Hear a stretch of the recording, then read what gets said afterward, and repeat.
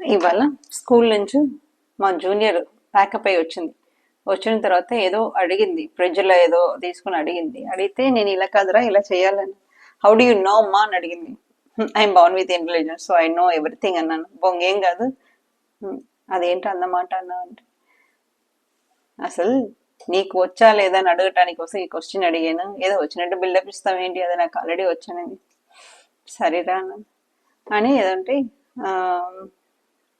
ఇంకేంట్రా స్కూల్లో ఏం జరిగిందంటే, నీ లైన్ ఏదో తెలివితట్లు అని నేను స్కూల్లో టీచర్ మామూలుగా ఇవ్వలేదు నాకు లెఫ్ట్ అండ్ రైట్ ఇచ్చి ఇలాంటి వేషాలన్నీ మళ్ళీ వెయ్యొద్దు అనింది. అంటే ఏ వేషాలు రా ఏం వేషాలు అంటే, నీ లైన్ పిచ్చి తెలివితట్లని వాడాను, అక్కడ నాకు టిప్ప మీద ఒకటి పడింది ఆల్రెడీ.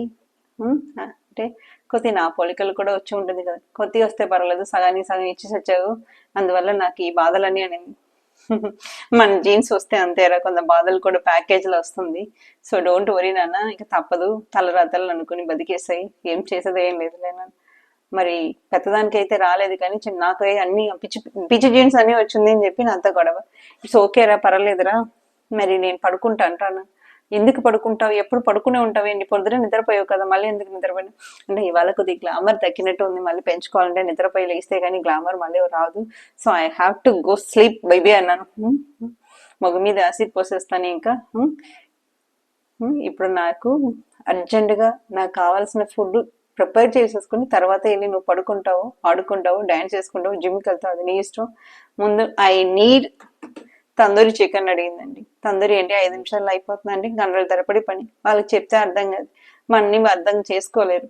ఏంటి నీ గొడవ, పిల్లలు ఉన్న వాళ్ళందరూ ఇలాగే చేస్తున్నారా, మనకు ఫ్రీడమ్ ఉండదా, వాళ్ళు అవసరమైనప్పుడు కరెక్ట్గా చేసి పెట్టాల్సిందని.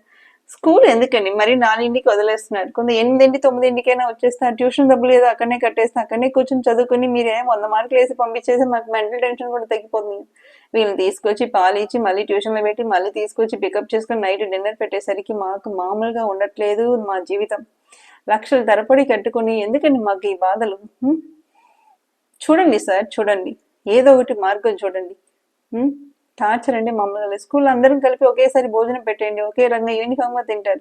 ఇక్కడ వచ్చి మమ్మల్ని మా బ్రెయిన్ ని మరీ తినేస్తున్నారు, మామూలుగా తినట్లేదు, మిక్స్ చేసి మరీ మిల్క్ షేక్ లాగా తాగేస్తున్నారండి. ప్లీజ్ ఎవరైనా ప్రిన్సిపల్స్ కొత్తగా స్కూల్ పెట్టే వాళ్ళు కొద్దిగా మా బాధను కూడా కొంత కన్సల్ట్ చేయండి సార్. ఏం మీ ఇంట్లో పిల్లలు లేరా, చూసుకోరా, చేయరా,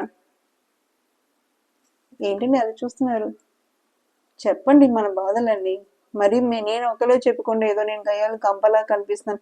అసలే మా ఆయన నా పేరు సూర్యకాంత్ అంటాడు, మీరేమో ఇక దానికంటే ఎక్కువ నన్ను చూస్తుంటే నాకే నేను ఏ కాంతమో తెలియకుండా ఏకాంతలా ఉన్నట్టు ఉంటున్నాను. ప్లీజ్